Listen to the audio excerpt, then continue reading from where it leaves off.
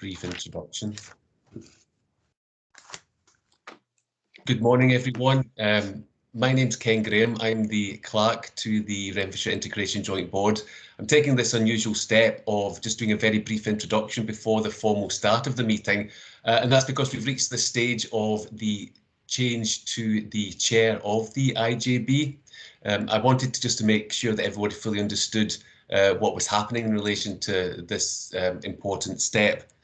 Back in 2015, when the Integration Joint Board was first set up, it was agreed, and it's in the integration scheme, that the chair of the IJB would rotate every 2 years. In 2015, the appointment was made on the 15th of September in that year, and it was the council appointment was the first person. So we've been rotating the chair between the council and the Greater Glasgow and Clyde Health Board representatives every 2 years since then. So the way the mechanism works is that the nominees for chair and vice chair are made by the constituent bodies, and they rotate. So essentially what happens is the appointments take place automatically every 2 years between the two nominated people. So as you know, Councillor Jacqueline Cameron has been the chair. In terms of the integration scheme, her appointment ended with effect on the 15th of September, which is a couple of days ago, which means that John Matthews, is the appointed Health Board representative, effectively became the chair on that date. So I appreciate the timing isn't ideal because it happens prior to an actual meeting of the board, but it was just to set the scene on the basis that John Matthews is the chair of the IJB and his appointment has come into effect. So hopefully that explains what has happened. So obviously welcome John as I think the fourth ever chair of Renfrewshire IJB, and I would ask him to start the meeting as the chair. Thank you. Thanks, Ken, and thank you for such a solid introduction to me. I hope I can match the solidity of your remarks. Good morning, everyone, and welcome to the meeting of the Renfrewshire Health and Social Care Integration Joint Board. Before moving on, can I ask, Ken, would you give, a roll call of members present? Is that something that we do still? Rather than do a roll call, we usually now ask, I think, Elaine to just confirm who is actually present, which of the members are actually present. Okay, Elaine, can you do that for us, please? Sure. This morning in the meeting, obviously, we have yourself, John Matthews, we have Councillor Cameron, we have Councillor Campbell, who's substituting for Councillor Adam McGregor. We have Councillor Hughes, Councillor James McLaren, Margaret Kerr, Dorothy Mackerlane, Karen Jarvis, Dr. Shilpa Shivaprasad, Diane Young, Alan McNiven, John Boylan, Christine Laverty, Sarah Lavers, John Traynor, Francis Burns, James Higgins, David Fogg, Jackie Dougal, Laura Howitt, Ken Graham. We also have myself, Elaine Curry, we have Tom Irvin, Karen O'Byrne, Robert Devine, Mark Ferris from Audit Scotland, John Miller and Duncan Poole. Thank you, Elaine. And I think Stuart, Dr. Stuart, is going to arrive somewhat late because he's in a clinic at the moment and anticipates it overrunning 10 o'clock, so he'll join us in due course. Correct me if I'm wrong, but is this your first meeting officially, Christine? Am I to welcome you to this meeting? Yeah, this is my first meeting as interim chief officer. Okay, well, can I welcome you as interim chief officer? It seems a bit of a fudge since I've got to know you quite well over the previous months in your previous position, and now I want to wish you well. We all want to wish you well in this interim appointment, and to welcome you to this meeting formally. Now, I've also got to formally welcome Laura Howitt, who is I take it she's the one coming into your position, Christine, as interim head of mental health Addiction Learning Difficulties Services, and this is her first meeting. Is that right, Laura? If you speak, maybe you'll come up on the screen. Yes, thank you for that, John. This is, I'm certainly picking up on Christine's previous post as Head of Mental Health, Addictions and Learning Disabilities, so thank you for the introduction. Okay, and welcome to your first meeting, but also welcome to this new post that you're in, and we wish you well. Thank you. We move to the agenda now. Before we do that, can I just say the obvious, and that is I assume everyone has read the papers. And I also would like to say to those presenting, the officers and those presenting, could they, and I don't want to inhibit your presentation, but if you highlight rather than read bits of your report, if you highlight the most important points or issues that you feel that we should note and discuss, that would be helpful in terms of timing of the meeting. Not that I'm here to rush the meeting in any way. And since I've said a word to everybody else, Jacqueline, I say a word to you too, because you're standing down, as it were, from the chair, but you're going to stay as the vice chair, which I'm very happy with. And I look forward to you both correcting me, supporting me, and also giving me that dimension that I don't have in terms of knowing knowing Renfrewshire well and knowing the political dimension in which we are operating. And so can I thank you for your time as chair. I have been delighted to work with you, and it has been a delight. We've got on very, very well, and I'm sure we're going to continue to go on very well. My only wish is that you were still chairing and I was vice chair. It's much easier in that position. But thank you for your time and the overlapping time with me. Now, having dealt with all that a commendation and affirmation,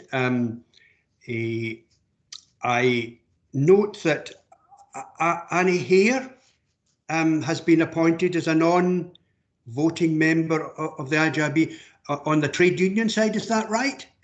Can Annie say a word and maybe she'll come up on the screen for me? I'm not sure she's in the meeting, Chair. Okay. Well, if she's not in the meeting, well, she can't say a word and appear on my screen. It doesn't always work when you speak. Sorry, Chair. Sorry to interrupt you, Chair. Annie is returning from a period of sick leave, so I think she's on a phased return just now, so I don't think she's at the meeting just now. Okay, Dorothy, thank you for that. Thank you.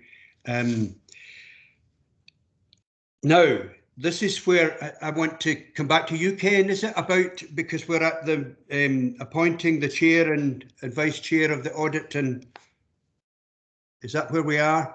I think that the first step is to record if there are any apologies. All right, okay, and declarations of interest. That's right, yeah. Yeah. Okay.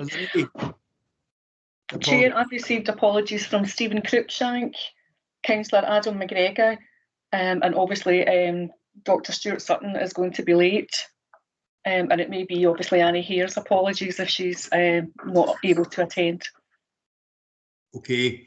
And in declarations of interest, that the meeting will know that if you have anything that you think might clash or have to be declared in terms of the agenda, that you speak to me now, and the meeting will decide if everything's okay. Are there any declarations of interest? I think Councillor Campbell's indicating she wants to come in, Chair. Okay, Jacqueline. So Councillor Campbell. Oh, sorry, Councillor Campbell. Hello, John. Thank you, Chair, for having me at this meeting today. It's just to indicate to the members that I do work for NHS GG&C, but not within the HSCP for Renfrewshire. So my intention is to stay and participate in all items, because I have checked and read through the papers, and there's nothing that I believe is of contraindication to me commenting on anything. Thank you. Okay, thank you. We're now ready for you, Ken, in the audit. And Or am I still running ahead? No, Chair, I think that does take us to item 1 on the agenda, which is the governance report, which covers 3 distinct items. The first item, the first part of the item rather, is a matter we've already mentioned at the start, which covers the appointment of yourself as chair and also the appointment of Councillor Cameron as vice chair. Your appointment is for the 2-year period. Councillor Cameron is not that guaranteed on the basis that obviously the 2-year period is interrupted by the council election next May. So Councillor Cameron's appointment is only until the next local government election next May, just to make that clear. The second part, again, as you've just mentioned, Chair, is Annie Hale's appointment as a non-voting member of the IJB, which then takes us on to the third part of the report, which does require a decision, or a couple of decisions, in fact, by the IJB. The arrangements for the Audit, Risk and Scrutiny Subcommittee of the IJB require that, well, first of all, that the chair of the Audit, Risk and Scrutiny Committee needs to be from a different constituent body than the actual chair, which means that now that you're chair, the chair of the audit committee needs to come from one of the council representatives. The different position from the actual appointment of the IJB chair is that this appointment requires the IJB to make the appointment as such. So first of all, we have the appointment of one of the council representatives as the chair of the Audit, Risk and Scrutiny Committee. So first of all, Chair, I think you need to ask for if there are any nominations for that post. Well, I do that now. I ask the meeting, are there any nominations for the post?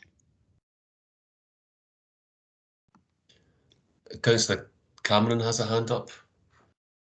Jacqueline? Yes, John, I'd like to nominate Councillor Lisa Marie Hughes. Okay, does that need seconded or anything, Ken, or we just accept it? It can be seconded. I noticed Councillor Campbell has indicated that she's doing that. But if there's no contrary proposal, it can just go ahead on a nomination if everyone agrees to that. Okay, are we all agreed on that then? Okay, thank you. I now call, do I, Ken, for nominations for vice commissioner? That's correct, Chair. Yeah, it needs to be from among the health board representatives on the IJB. Okay. Is there a nomination within the health board contingent for vice chair of the audit and risk? I think Dorothy's got a hand up. Dorothy? Thank you, Chair. I'm hoping that I'm right in nominating Mags Chair for the position of Vice Chair. I'm just got a wee bit thinking of what I was supposed to do, but I'd like to nominate Mags and Margaret Kerr as that, please. Okay, thanks, Dorothy. Is that agreed, since we don't need to have nominate? And are there any other nominations, I should say? Okay, since that's is that agreed by the meeting? Okay, thank you, Chair. That we've got that noted as a decision.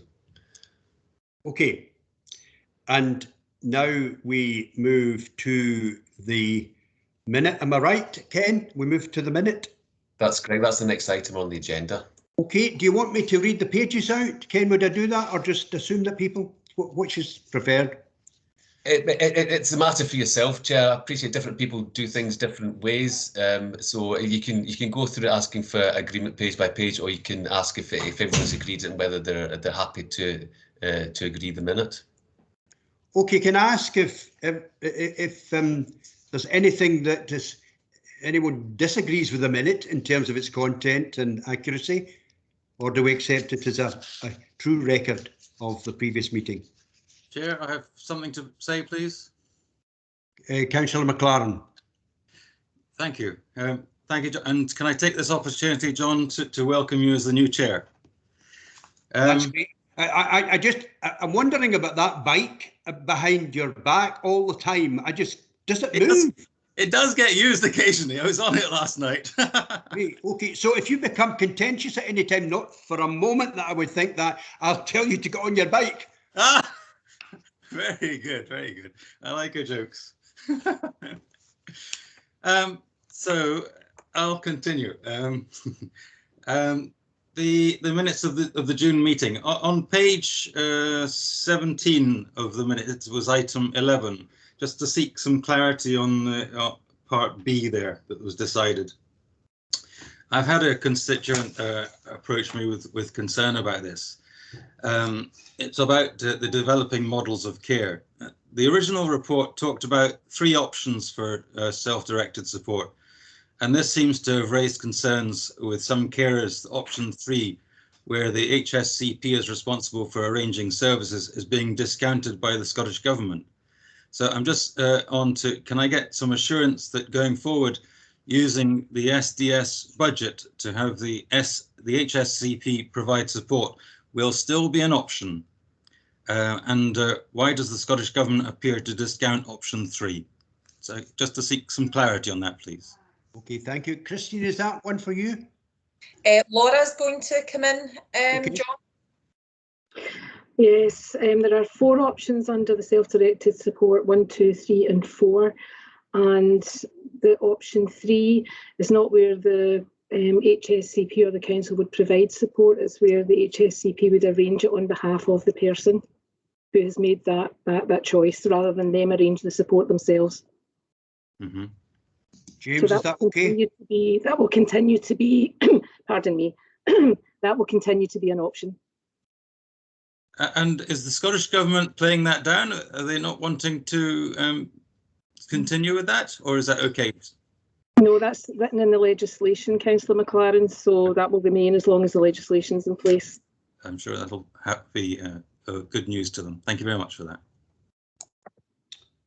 Okay, I think we go on to item 3, which is the rolling action log.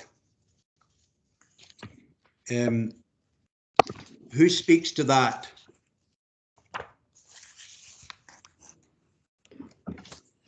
Really, John, it's just an update of things that are coming back to the board. The one thing I would say is the unscheduled care, that was due to come back in November. And I think that may be the additional report on the supplementary agenda. So just be to note that that's here. Okay, we don't discuss it just now. We discuss it later. Yes. Okay. This was where, and I apologise on behalf of the meeting for the lateness of the paper coming to us. It came to us just yesterday or the day before, and that was because we didn't think it was going to come.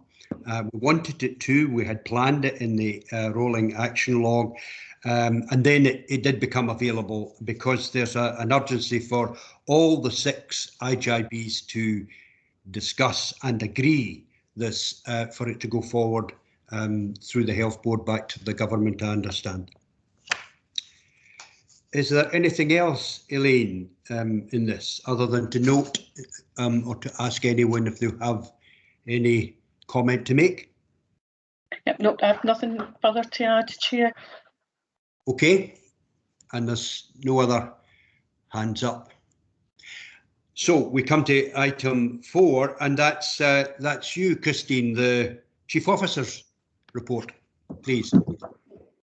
It is. Thank you, John. So this report just provides an update to the IJB on the key operational activity, including our continued response to COVID-19, and it focuses on developments in any activity since we last met the last IJB on the 25th of June.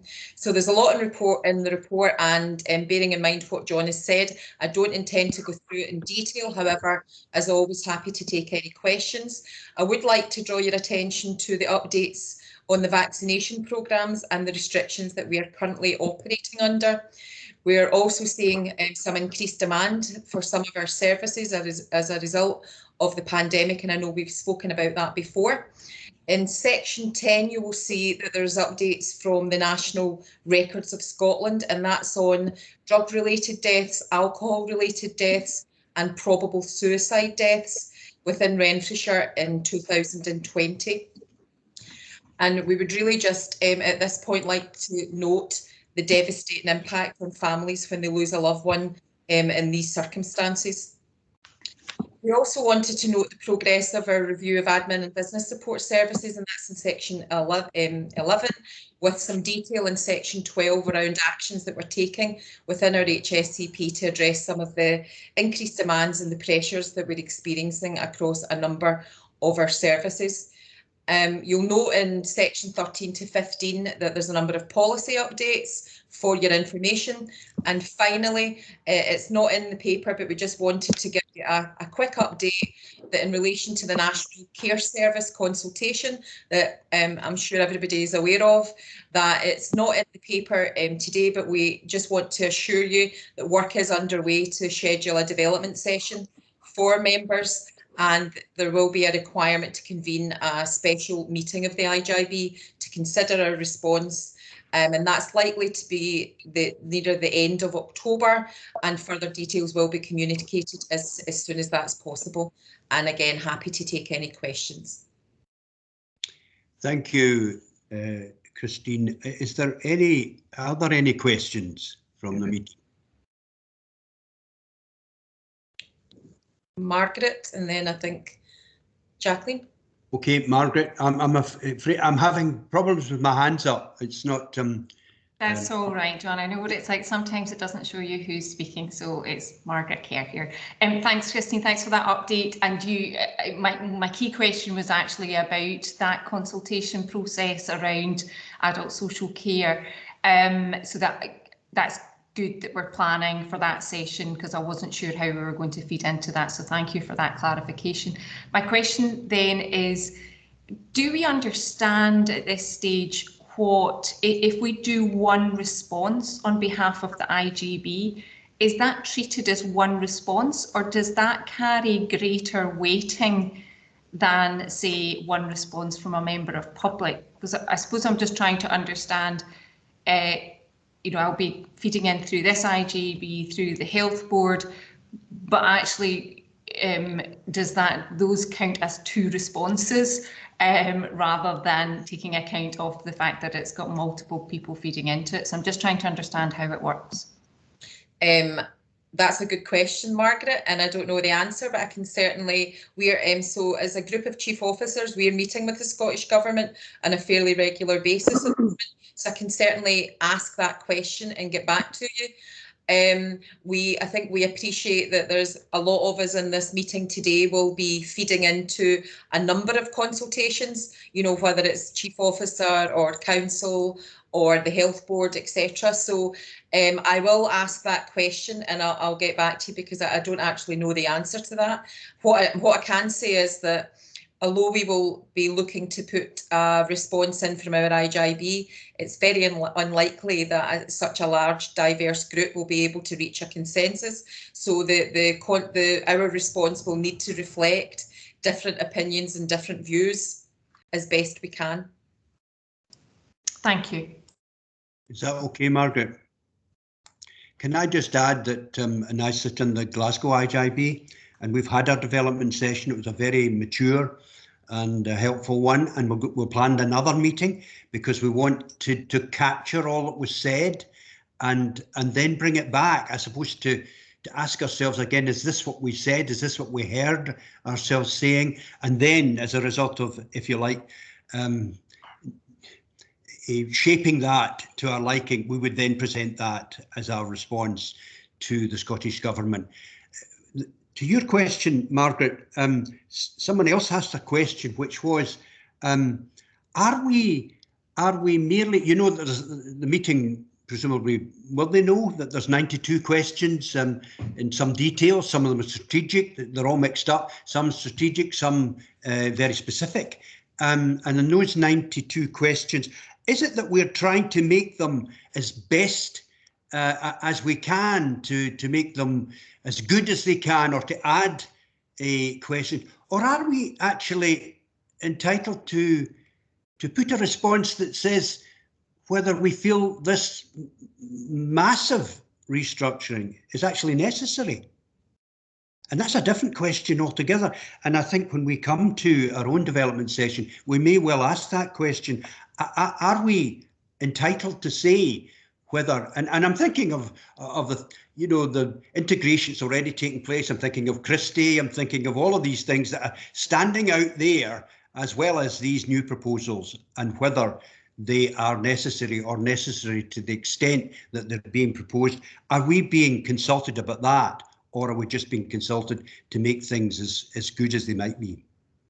Anyway, I just add that as John, I would say that having met with the Scottish Government and raised some similar questions and queries, they have confirmed that they're happy to receive responses that are not limited to the questions that have been set. So they are keen for a wide consultation and to hear people's views on its entirety.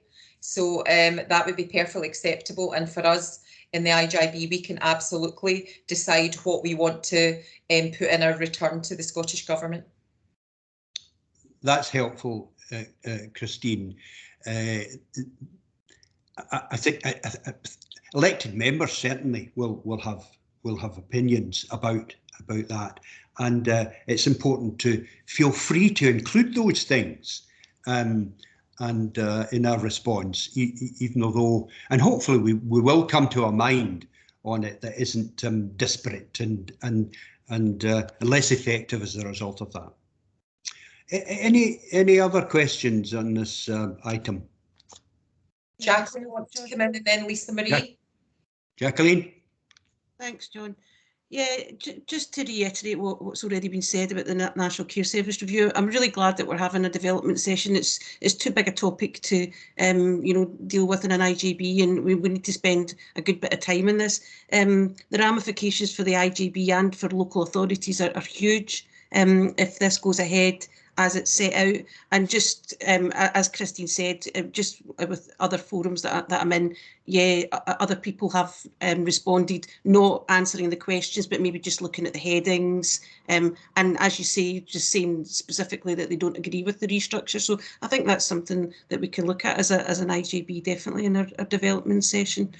I don't have any other questions. There was just a couple of wee points I wanted to make in the paper. It was just about the flu vaccination programme. You'll remember last year, the saga of St Mirren and transport. So just to say that although the council are running the coordination of the programme in terms of the venues, that there will be smaller venues this year. We've had a council paper somewhere, I can't remember whether it was the leadership board, but it outlines that there's going to be smaller venues like Johnson Town Hall, Tweedy Hall, etc., which should make transport easier for people. So I just wanted to point that out. And also just really saddened to see the drug-related deaths, alcohol deaths and deaths by suicide. And just a wee plug for RAMH's event on the 10th of October. They're having an event with St Mirren, and it's called No Substitute for Life. It'll be a football tournament, and there'll be stalls and speakers and various things, and I'm going to attend that. And that was all. Okay, thanks, Jacqueline. And can I say, I assume, that the Minute will note our deep sadness and concern on this part of the report. You know, it would be unconscionable of the public to see our minutes or whatever, and that we didn't express ourselves in these terms. And we're all at a loss as to how to wave a magic wand and make them better. It's just such a complex area, and becoming more, has become more, and is becoming more as the poly-use of drugs are available in the community. Lisa Marie? Thanks, Chair. My question is also on the independent review of adult, on the National Care Service consultation. Sorry, I've looked at the wrong bit of my paper there.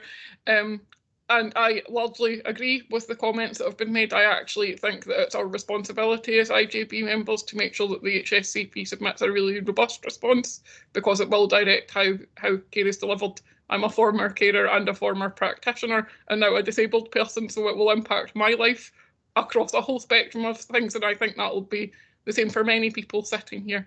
So I think our response has to be robust. My question really is around, I would expect that our response will be based on our strategy and more operational and organisational. So my question is really how we are making sure that our patients, service users and carers are able to respond, how we're getting the word out to them that it's there to respond to, and also that they don't have to respond to everything, because it is quite in-depth and there may be aspects.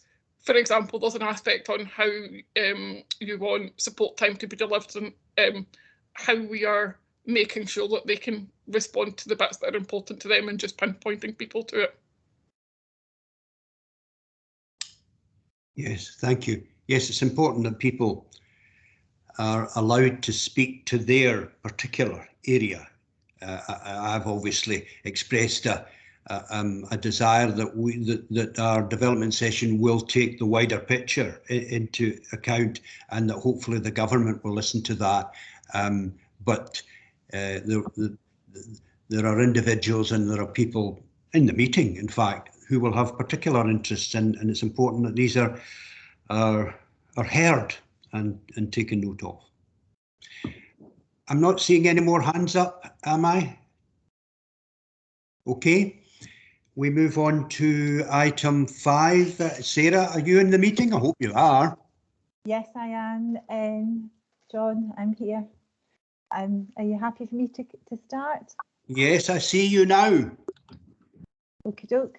Good morning, everybody. And as John directed earlier on, I won't go through the finance report in detail. I'll just highlight the current position.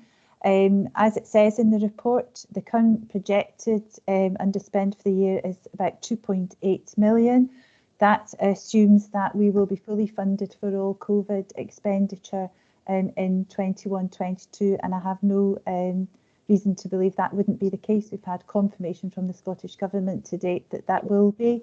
We were also asking, in terms of the recommendations, to approve the proposed creation of an earmarked reserve using the projected underspend, and that's to fund some fixed term posts to help alleviate projected demand across services from those currently engaged with services, and also from new patients and service users where needs have arisen during the pandemic. So that's an ask of yourselves today to approve that.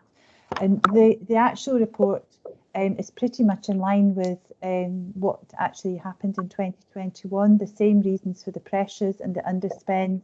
We're still having huge difficulties in terms of recruitment, but that isn't just ourselves, that's the experience right across Scotland just now for all service areas. And that is nothing new, and we are still trying everything we can to recruit to posts, and we are obviously we're going to try and recruit to these fixed term posts as well, in the hope that we can help stem the demand and work with all of our users.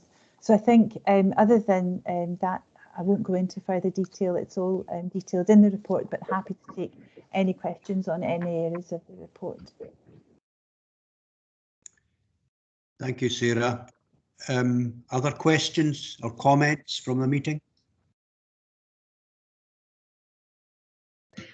Margaret Kerr wants to come in. Margaret? Thanks, John. I wasn't sure. I know it's hard for you to see who's sticking their hands up. Thanks, Sarah. Thanks for the updated report. I suppose I'm reading this and it does feel a bit like deja vu, that we're in a very similar position to last year, and particularly when I look at section 4 of the report, it talks about pressures, but these, to anyone reading this, these are not financial pressures at the moment, because repeatedly we have underspend, so the pressures are in trying to resource rather than the financial pressure. And I have raised this point many times before, that how we reconcile what we are reporting here with underspends, when we go on to talk about the unscheduled care plan, which questions, do we have sufficient recurring funding? I appreciate that these funding amounts are for different purposes, but it creates a very difficult position for us to suggest that we're struggling to fund change and shift that balance of care when we are not spending the resources that we have. And it continues to cause me concern that this is a perennial problem for us. So I have a couple of questions. So my question is, what are we going to do differently on this? Because we're another year down the line and we're seeing the same pattern. My second question is around the approval you're seeking around earmarked reserves. Am I right in saying it's just the principle we're approving at the moment? I couldn't see the actual numbers that you're proposing. And I guess my question around that is, if it's for fulfilling posts, then do we pose the same issue there, that we struggle to fill those posts? Okay, so in terms of the posts, we've been to the SMT, and there are a number of posts that we have proposed that we would take forward that we would hope that we could fill quickly. But again, there is the ongoing recruitment problem. But when the senior management team were looking at the type of post they wanted to fill, the task and the ask was they need to be ones that we can fill easily and quickly, so that we would hope that we would be able to fill them. I think the members are asked to appreciate that budget monitoring just now is very, very difficult. Demand is coming through like an unstoppable train, yet we are unable to recruit to support that demand. So while I'm saying the projected underspend at the moment is 2.8 million, it can change throughout the year, as you know. And prescribing at the moment is indicating it's very low in terms of our projections because of volumes. But again, the indication is that Brexit might have an impact on that, plus also short supply. So I haven't put an actual figure against the earmarked reserve because what I don't want to do is take the entire underspend just now, but for members to understand that we will be using this money to fund these new posts over the next 2 years. So hopefully that answers your question, Margaret. It just means that we don't. Well, sorry, Sarah, if I can work. So I guess if you know what those posts are and the costs are of them, should we not have an actual amount that you're proposing to be used for that?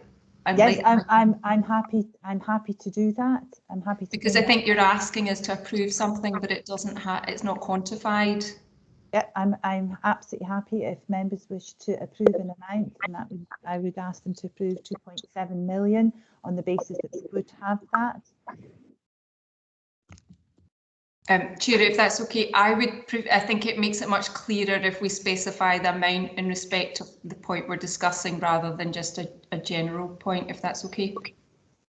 It is okay, Margaret, and as Sarah's general answer satisfy your query?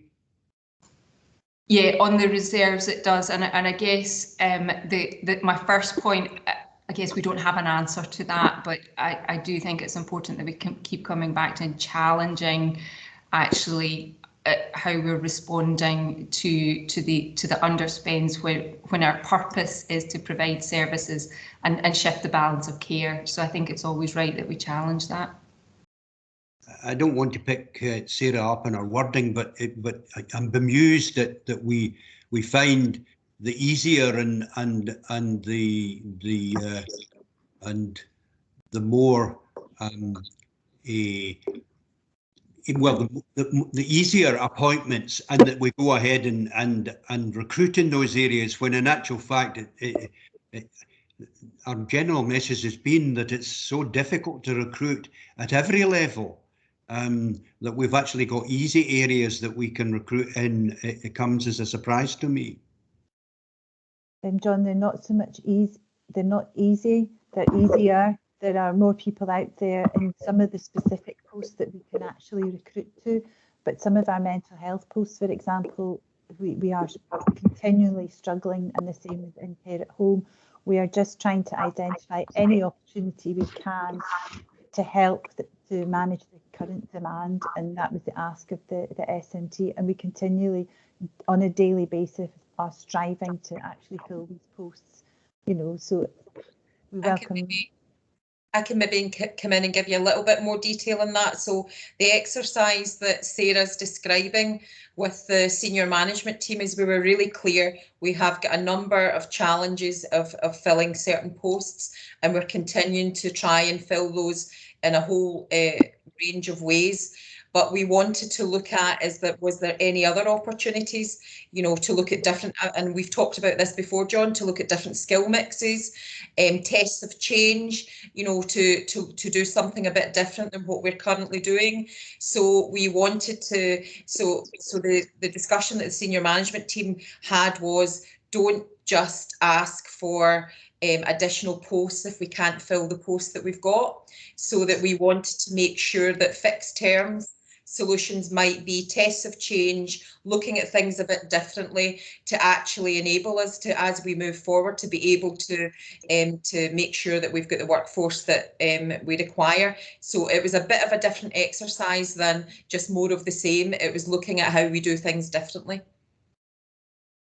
Thanks, Christine. I wasn't suggesting for a moment, and you'll realise that somehow or another we were sitting back in our laurels and not we're busting a gut to recruit. I know, but the idea that there was easier posts came as something of a bemusement to me, because I know how it is in the board itself. We're struggling all the time, and in Glasgow IJB the same. And that's where, and I suppose people in the meeting won't know, but well, the general public realise them, but underspends come generally or mostly from the fact that we cannot recruit people to these posts for which we have funding. And of course, the funding then rolls into the underspend, and it makes it look as though we're awash with money.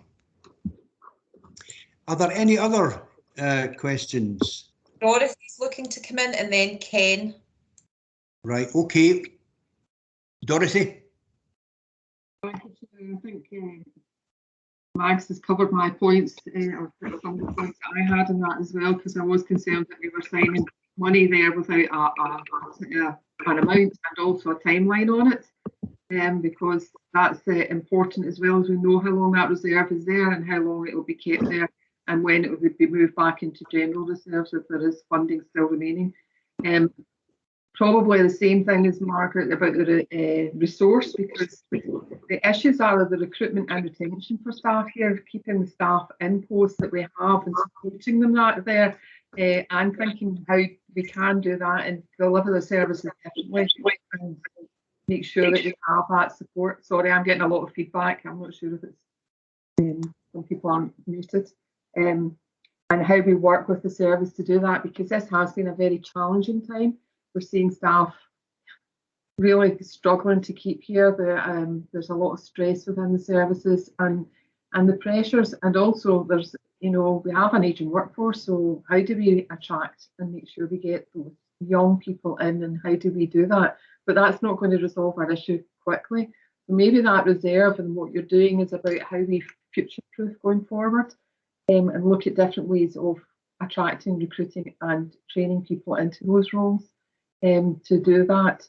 Because I'm concerned, and obviously with the changes in the pensions coming as well, we are going to see people taking that opportunity and leaving the system, so, and leave the services. So we need to probably try, like we are trying to do in the board, and everybody's trying to do that, think out the box. I don't know how we... I don't have the answers either. I think we're all struggling with that one. Thanks, Dorothy. Can I bring Ken in, and Jacqueline wants to come in too, and then Sarah, if you've got comment to make, then please do that. Ken? Thank you, Chair. It was just to go back to the reference to the inclusion of the £2.7 million that Sarah agreed could be included in the report. I'm just thinking about how that's limited. I was looking at the recommendations. It's just to make sure that I fully understand that the 2.7 million reference. The recommendation currently reads: approve the proposed creation of an earmark reserve and the potential drawdown of general reserves. It's just what exactly does that £2.7 million refer to, just so that I'm absolutely clear when we're minuting the decision?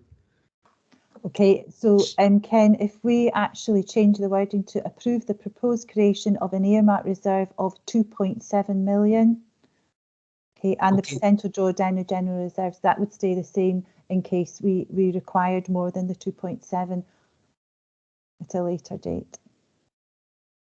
Okay, does that work, Ken? Yes, it was just I just needed to be absolutely sure, because obviously it's quite a significant sum of money. We wanted to make sure that the decision was recorded correctly in the minute. Yes, thank you. Jacqueline? Yeah, that was the point I was going to make. If we needed more than 2.7 million, so Ken's covered that point. The other point I wanted to make was, yeah, just as everyone's reflected, it's a national issue about workforce, and during the pandemic at COSLA, the National Workforce Plan was paused, so that hasn't helped the situation either.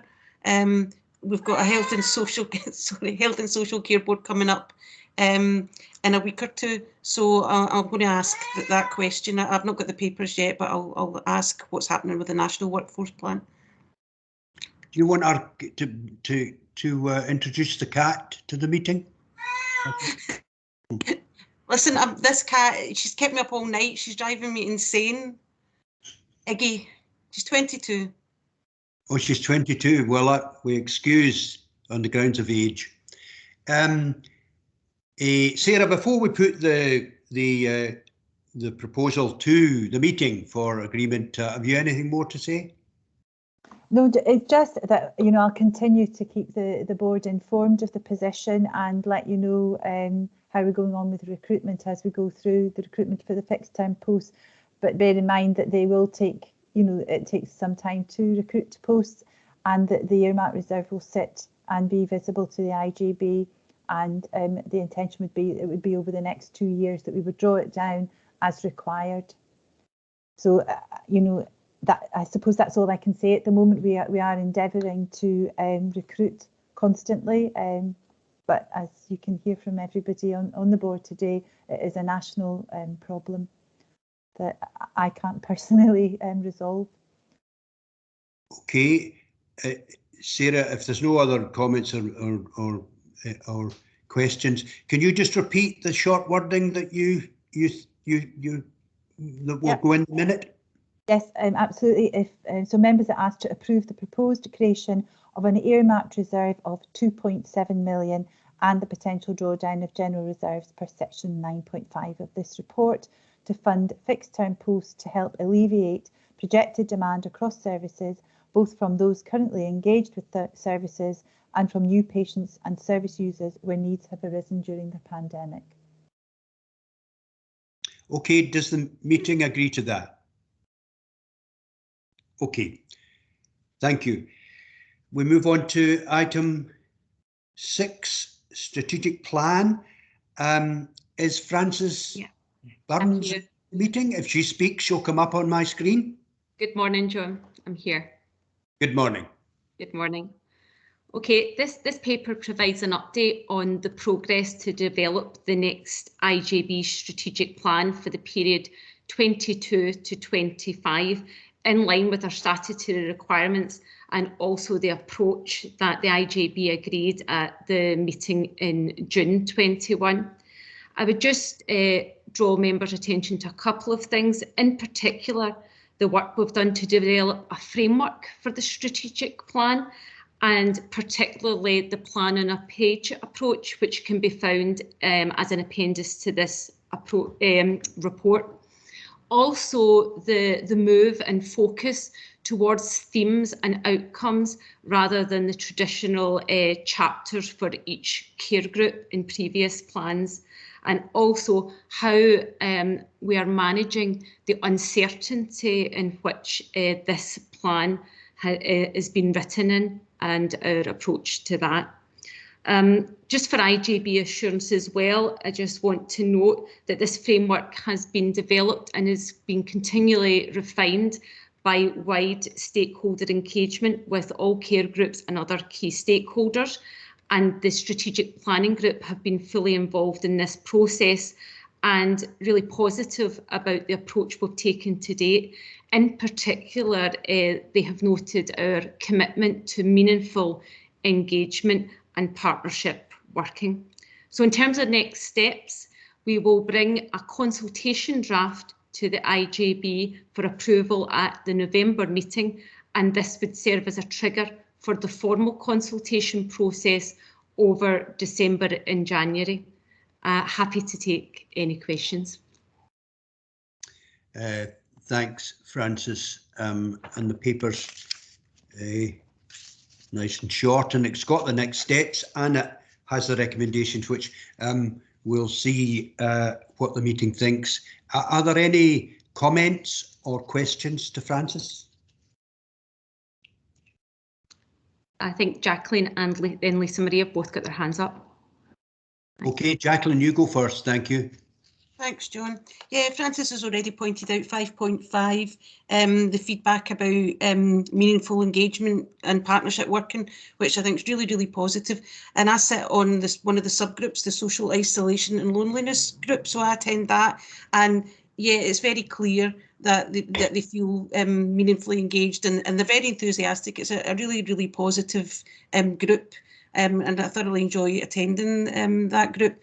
We recently had a new recruit, and Lisa Marie, she's from Renfrewshire Leisure. She's a new post-social prescribing coordinator, and she commented on the same, that it was such a positive group and people working closely together within the council, within Renfrewshire Leisure, you know, voluntary sector. So it's a really positive, I keep saying positive, but it is positive.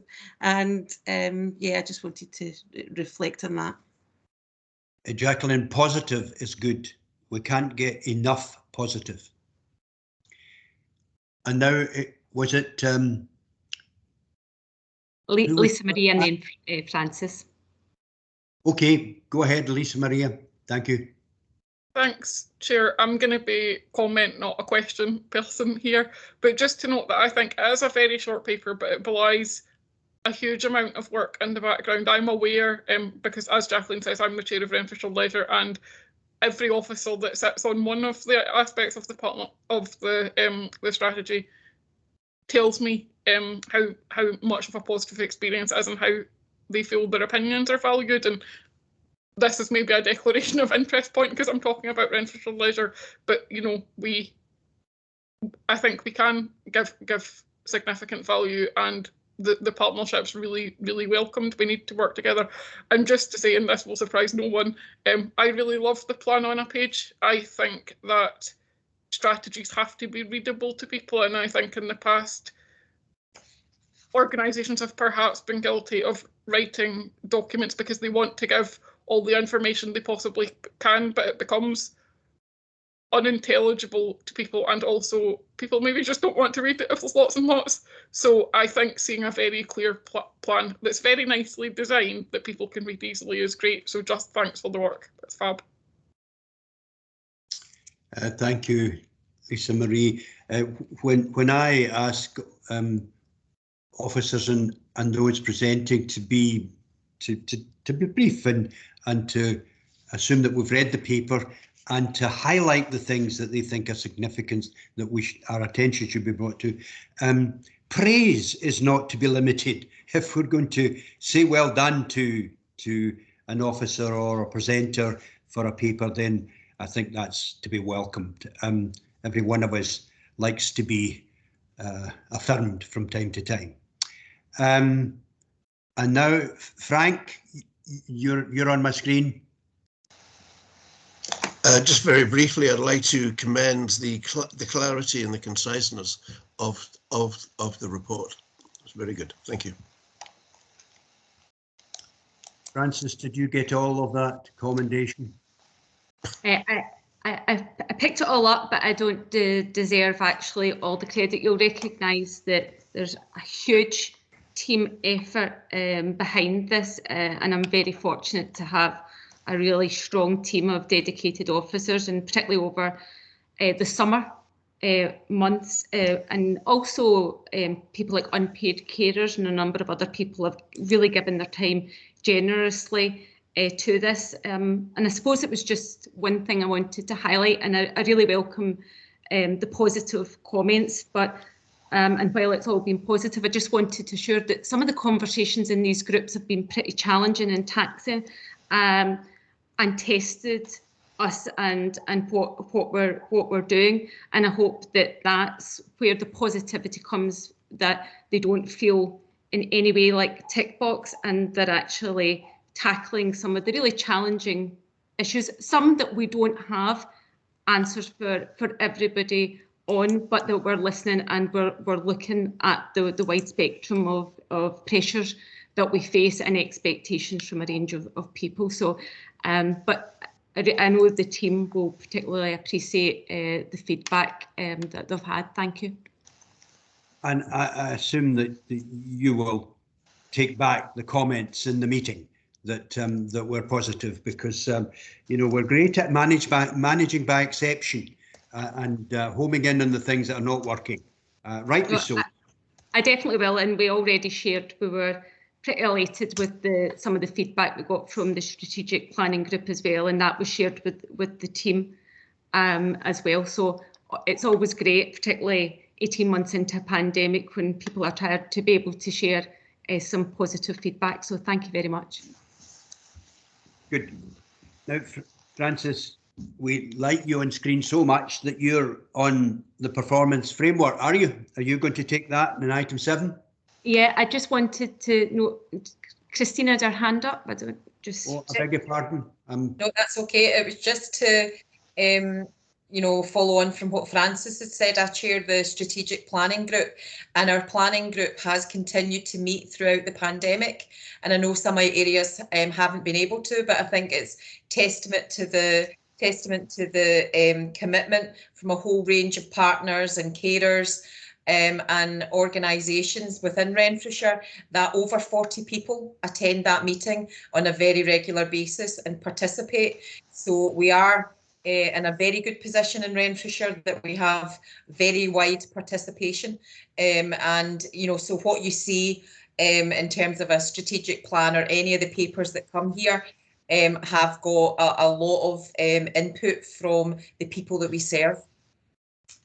Well, that's very encouraging to hear that, Christine and Francis, because that's the thing that we struggle with most. You know, I struggle with it as a parish minister in Rockhill. I could fill the community hall. I've said this before, if it was about the 57 bus, because they were all there with their axes ready to assassinate those that were in charge of transport from Glasgow City Council or the others that supplied. But we're always surprised that something like housing or the concerns about drugs and so on, and we can't get people to come out, or it's the same people. So that's very encouraging to hear that.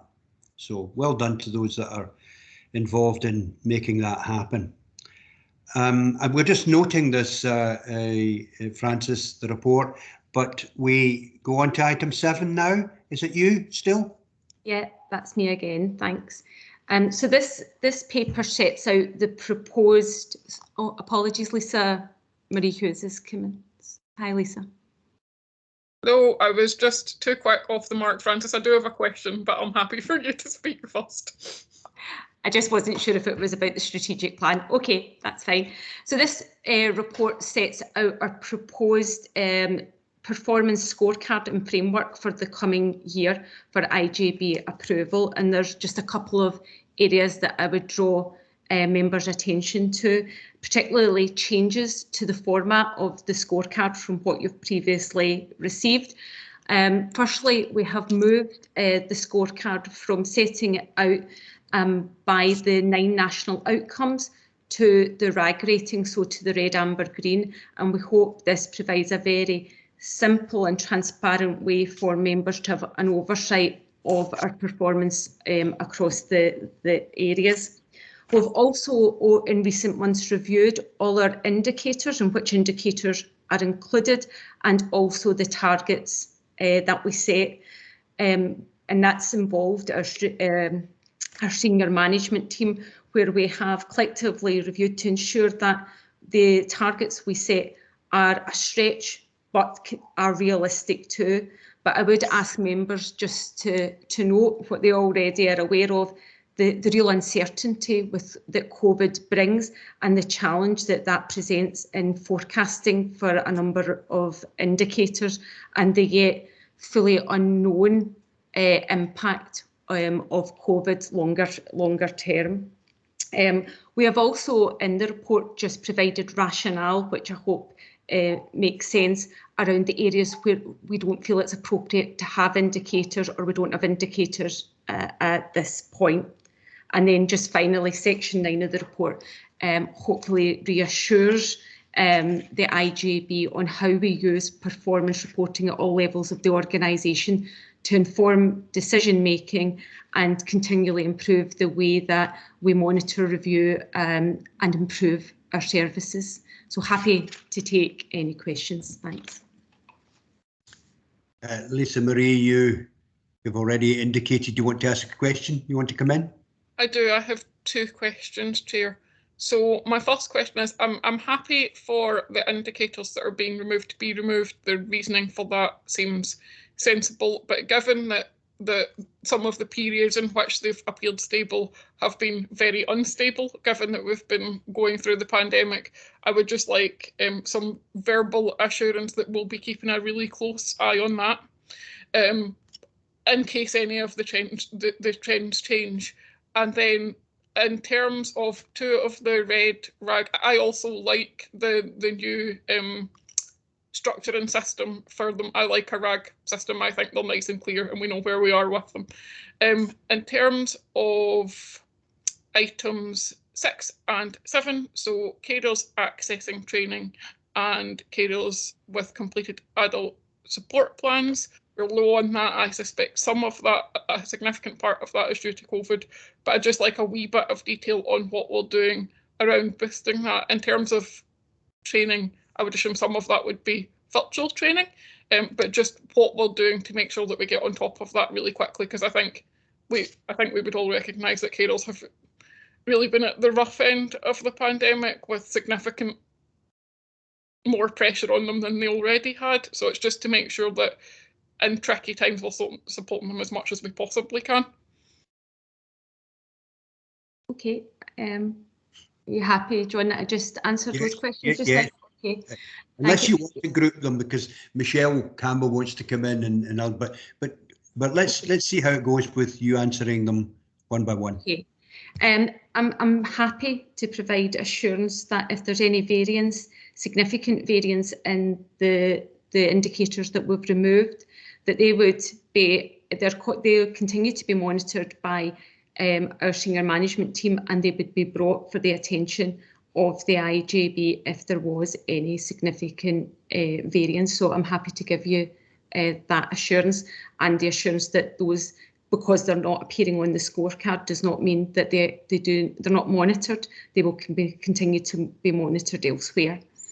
In terms of the carers, the 2 indicators around training and support plans, yeah, they're very much at the forefront of my mind. I chair the Carers Strategic Group, and I was meeting with the Carer Centre and Fiona yesterday around the priorities and work that we need to do. Those figures have been impacted directly as a result of COVID, and the fact that whilst the Carer Centre have used digital mediums as best they can, it is not for everyone.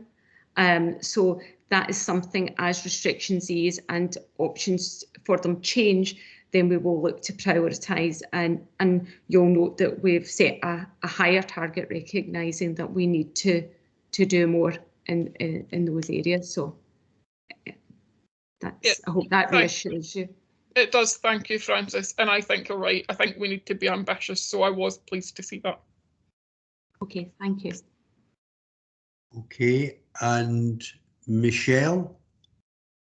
Thank you, Chair. Thank you, Frances. The report's really helpful and very detailed. I've just got a couple of questions, which actually I'm assumptive about my thinking, but I just would like clarification regarding a couple of the red indicators. So the first one being about the access for paediatric speech and language therapy assessment appointments. Obviously, there's quite a significant difference between what was the target and what was the outcome there.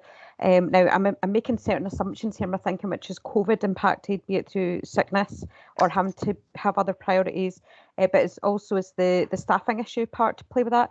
I'll just continue on because it's kind of related as well anyway. Just I've got an added concern on the other one, which was to do with the referrals for podiatry services, the new referrals being seen, and the diabetic foot ulcers as well, just given particularly this diagnostic group of individuals that are living with this illness in their life, and the added impacts of COVID, potentially long COVID. I do understand that all these processes have trigger points and actions that take place, the structures are there, but it's just to understand sort of why those statistics are where they are at the moment, and sort of because it is seen it's on a downward trend, that there's a concern that it's the numbers have went down. It's so far off the mark. I just would like to understand sort of why that is sitting the way it is. Thank you. Okay, would that be? I think Jackie on the call would be best placed to answer both of those because they both sit within her area. So I'll pass you over to her. Thanks. Thanks, Francis. With regard to paediatric SLT, at the start of the pandemic, for paediatric SLT, there's so much you can do digital or over the telephone, and some of which has to, the child and family has to be seen face to face. And at the beginning of the pandemic, due to the restrictions, that face-to-face work was paused, and then secondly they were impacted by sickness absence and COVID absence and maternity leave. However, the trajectory is, and the recovery as schools have reopened, we're able to see people in clinic activity that's increased, so the trajectory is for that to recover. With regards to podiatry, the podiatry service continues to be open for business, and it focuses on, I'm going to call it open wounds, infected feet and sort of ingrown toenails. And I know Dorothy's here and she'll give me a row for not using professional podiatry language, but podiatry is certainly open for business now. Certainly similar, it was impacted due to the availability of clinic space, which resulted in an increase in home visiting required, and less seen in clinics but more in home visits. So the availability of opening up clinic space is starting to recover, and the trajectory is the podiatry service will recover, but due to the number of referrals the service get, that may take a period of time. Hope that answers the question. Yeah, to be honest, I think that's what I was expecting the answer to be, but I just wanted to give you the space to give that clarity, and I'm sure that the services will recover. And I just want to say on record, thank you to the staff that have obviously they put in a shift and a half to keep these services afloat where they can. So thank you. Thank you. Okay. Any other questions? I'm looking to see if there's any hands up. I can't see all the hands. I don't think there are. Francis, we're asked to approve 2 items, are we? Approve the HSCP's draft performance framework and approve the draft performance scorecards. Yes, Chair. So yeah. I ask the board, are you approving from what you've heard in Francis' report and the questions and the answers? You are. Good. Thank you. We now come to you again. Is it you, Jackie? We're going to come on item 8, which is quality care and professional governance. Is it you that takes that? It is. Thank you, Chair.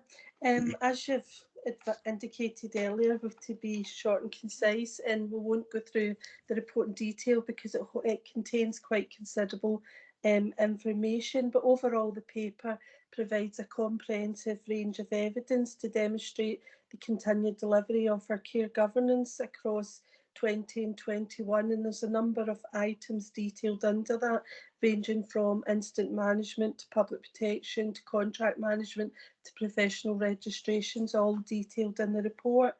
I think it's worthwhile noting over 2021 at the beginning of the pandemic, some of the governance arrangements were suspended or altered, or different arrangements were put in place, whilst at the same time new arrangements were necessary to strengthen the oversight of the care homes and help care providers deal with the pandemic pressures. So the ask is for the board to note the content of the report provided in the clinical and care governance and the necessary assurance to the IJB that services continue to operate safely and effectively. And I'm happy to answer any questions. Are there any questions to Jackie? It is a very full report. It shows a great deal of activity and work that lies behind it. I hope I'm not skimping or asking you to skimp when I say assume that we've read the paper. Even a complicated paper like this, it has to be assumed that members have read this and they will have noted questions that they want or comments they want to make, and that's perfectly in order. And I hope as chair you don't feel I'm limiting you in that way. Jacqueline, your hand's up. Thanks, John. Yeah, not a question, just wanted to reflect on the areas of really positive and good practice in the paper, and just really is testament to the HSCP and the staff that services did keep going through the pandemic. I think to some extent people have got a bit blasé and maybe a wee bit, I don't know, just expecting everything to be as normal, but it's still not normal, and the rising numbers of COVID cases in Renfrewshire demonstrates that. So we are still open for business and staff are been working tirelessly and they are tired. So I think, yeah, as we open up, people seem to think it is business as usual, but it's not. And, you know, there's still a lot of pressure and staff are having to deal with that. But I think this paper demonstrates all the good practice where we know that we need to get better and what's been done during COVID times to be more innovative and change our practice. So I think it's a good demonstration of how hard the HSCP has been working. Thanks, Jacqueline. You got that, Jackie? That clap in the back? I would like to take it all myself, but it's not. It's absolutely a huge team because this the paper spreads across both health and social care, so pulls data and processes from a number of systems and collates it into one report. So it's incredible, it just demonstrates incredible work and comprehensive work that all services are involved in, particularly about providing safe and effective and good quality clinical and social care. Good. And when I commend the presenter or the senior officer, it gives them the chance to say, I've got a marvellous team. So there you are. Please convey our appreciation back to your own team and those on the health side. Dorothy, you've got your hand up, and then we'll come to Michelle. Yes, thank you, Chair. And Jack has put it, it's a very good paper. It gives us a lot of shows what the work has gone in there, and I think I like that, and I do that for the staff as well, because this is very challenging times, as we know. It's not, COVID is not going away, even though the public think it is, and the demands we know from that on A&E and other the services is continually rises, and in the community where we're trying to support our residents and keep them at home and keep them safe, keep them well. My thing is about how we make sure that we promote about the violence and aggression. I know the board and the health and safety, the HSCP will be doing that as well, to make sure about the violence. It's not the violence and aggression, because that's part we're aware that is one area that has continually gone up, and it's staff are tired, they've worked hard, they've come to work, and to be for people in the general public to take that frustration out on them is unfair. And also to help staff understand that completing DATEX and reporting these incidents, even if they're just a near miss, is very important. So while we promote that, we need to ensure they do that, so that we can put in the mitigations to support them and where possible, reduce it as much as possible. So, thank you. Michelle? Thank you, Chair. My point actually aligns with what Dorothy's just said about the violence and aggression trends that obviously we're seeing. And we all know that there's a percentage of that comes from clinical practice and maybe individuals with challenging and difficult behaviours because of their clinical presentations. And I just want to say first and foremost, thank you to all the staff that they don't hesitate or doubt to intervene and interject because of the care plans that are in place. And they put their lives in danger just as much as any other nurses in other clinical areas by doing that, because they're putting themselves not just at the physical risk of COVID, but because of the physical level of aggression. And they never blink twice because they know it's about delivering that care. So I think it's important that is recognised within those numbers. What is the unacceptable zero tolerance aspect of it, which Dorothy has spoken very well to. I would just like it said on record that it's not just about saying this is unacceptable. Yes, there's lots of really good training. I'm glad, obviously, with COVID, that's now, there's been many months now where that's been able to go ahead, and there's specific practitioners that are continually updating themselves and making sure that the staff are aware of these things. But that fatigue and exhaustion that staff are having to deal with on a daily basis now, plus that level of ignorance around just getting on with it, and it is an absolute disgraceful attitude.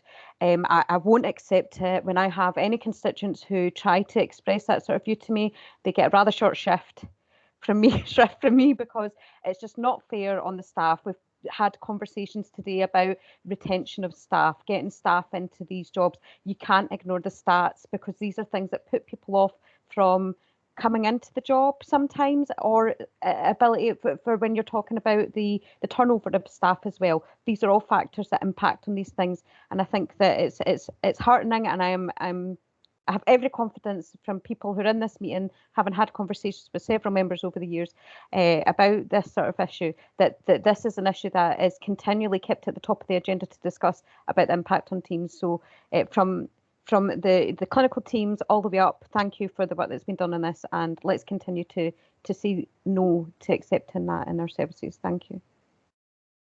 Well said, Michelle. I think we all feel that way. Wish we could do more about it, but people have behavioural difficulties. Some people that don't realise that they've got behavioural problems and should know better. But thank you for saying that. Frank? Yes, thanks. First of all, can I just support what Michelle said there? I'm sure we all feel the same way about that. I just wanted to ask in relation to violence and aggression about the risk assessment. It's good to see the risk assessment is constantly being reviewed, but in the light of the problems, I just wanted to check that the risk assessment was working well in terms of helping to prevent future incidents. Okay, thanks, Frank. In relation to violence and aggression, I also chair the HSCP Health and Safety Committee, and we've asked both our Health and Safety Advisors and the Violence and Aggression team from the NHS to review our violence and aggression trends and incidents, to bring a bit of analysis to the committee for overview, for assurance that when the verbal assurance we initially received is we're not out of sync from having an inpatient mental health hospital in the HSCP area and to the levels of incidents that we're receiving. However, again, that's not an acceptable answer. So we've asked for a deep dive into our violence and aggression incidents for trends, to understand, is there anything that we should be doing that we're not doing? Is our training up to date? And we're promoting best practice. And secondly, that if staff experience incidents, that there's support and wellbeing around them, whether it's occupational health, support and support from managers. So it's high on the health and safety agenda, and the risk assessment of individuals in services is visible to all practitioners who are engaging with staff, particularly that we engaging with service users and patients, particularly when we work in integrated teams, that the information may be shared across both health and social care around the level of risks, so it is visible. Thank you. Dr. Stewart, I see Dr. Stewart Sutton. I see your comments. Would you like to say something? I was just thanking Councillor Campbell about the comments about managing some of the elected member inquiries that come in, because we do appreciate that. I think there have been things that have been sort of sent on routinely, and I get that the volume must be quite high, but I think when they're coming in and just being forwarded directly on, when some of those do contain quite unpleasant intimations about our staff and services, which are sort of bordering on abusive, so it is really helpful when that's, you know, to have that support kind of at the front line, because I appreciate you must receive many frustrated constituent inquiries as well, because I think everybody's struggling at the moment, so we really do appreciate that. Thank you.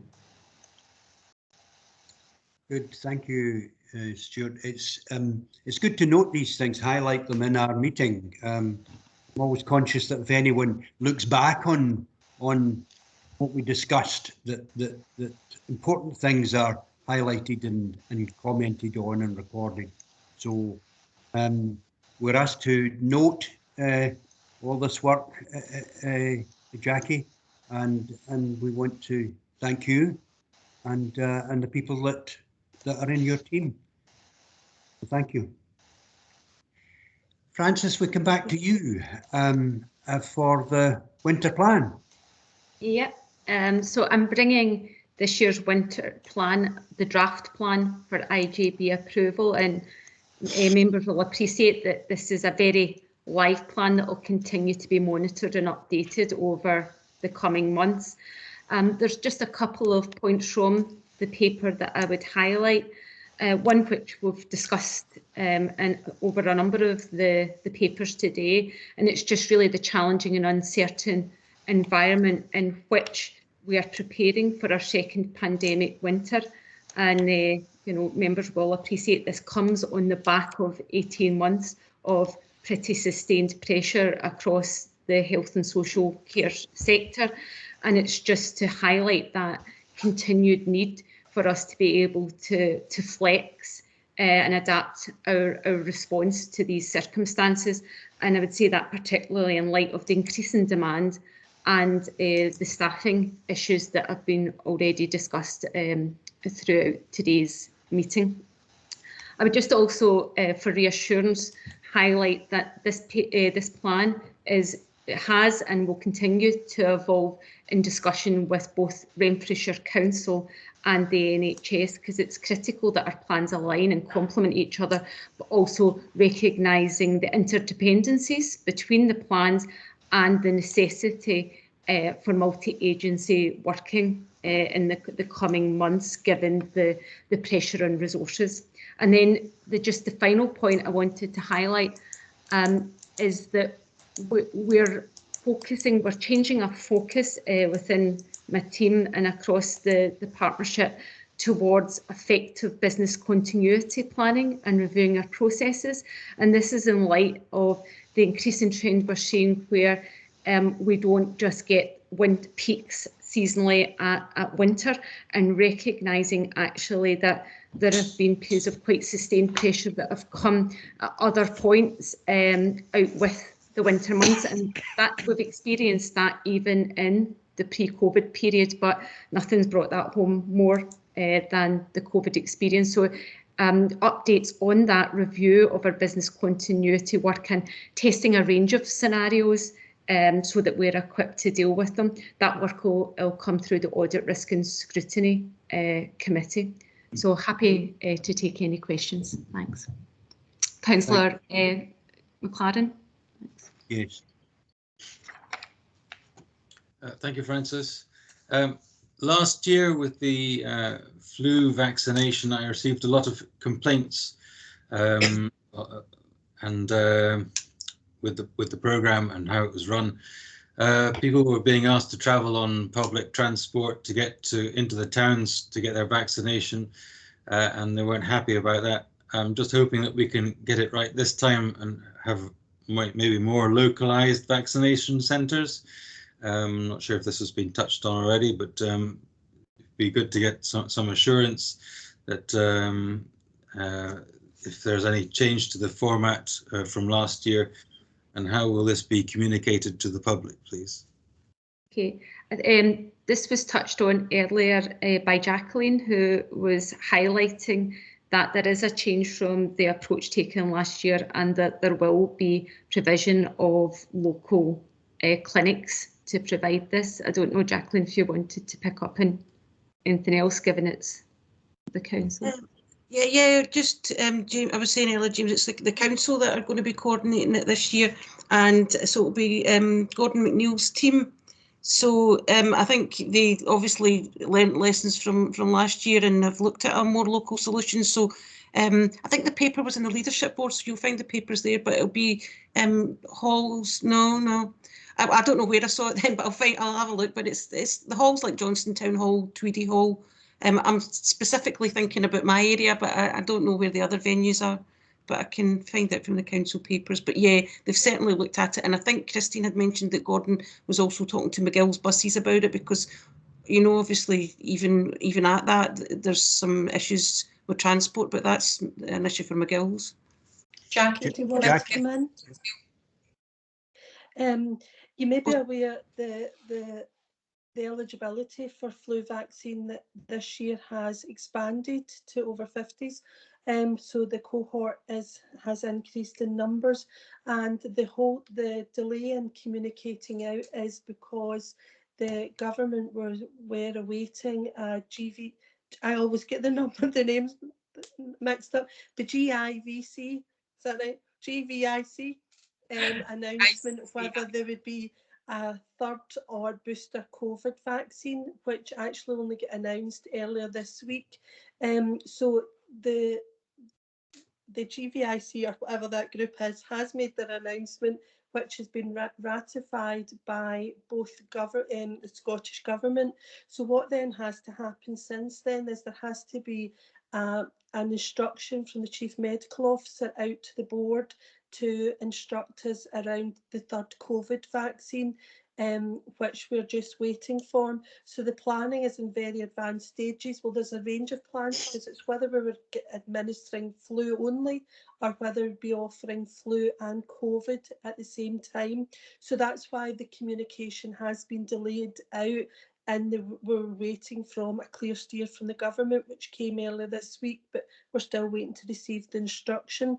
So the plan is that all vaccines will be delivered through the mass vaccination clinics, which will be Johnston Town Hall, Paisley Lagoon, Renfrew Leisure Centre, with the addition of the Tweedy Hall, which we've supported the council in setting up their clinic in there. Also this week, you'll be aware the government announced the vaccination offer to the 12 to 15-year-olds, a COVID vaccine, a single COVID vaccine, and hopefully that will start with drop-in clinics locally next week. So lots of activity around vaccinations. James, your hand is still up. Did you want to? Well, it certainly sounds as if it's going to be quite complicated. Thanks, John. I think last year, I think was it the GP practices ended up giving flu vaccinations to those that were at home and housebound, or if it wasn't the GPs, it was somebody. The housebound still got attended to, and I'm hoping that will still be the case. We've an advanced planning. We have asked our GP colleagues to advise us of their patient lists who they view as housebound, and that is building up from the housebound delivery of our COVID vaccine that we planned for. So the first cohort that will be vaccinated will be our residents in the older people's care homes. At the same time, we will be delivering the housebound vaccinations to those that the GPs have identified. Again, we will be doing that in the age cohorts. Our primary focus will initially be in the over 80s, and we'll work our way down our age cohorts. So as well as the mass vaccination clinics, there is a housebound and care home element to the vaccine programme delivery.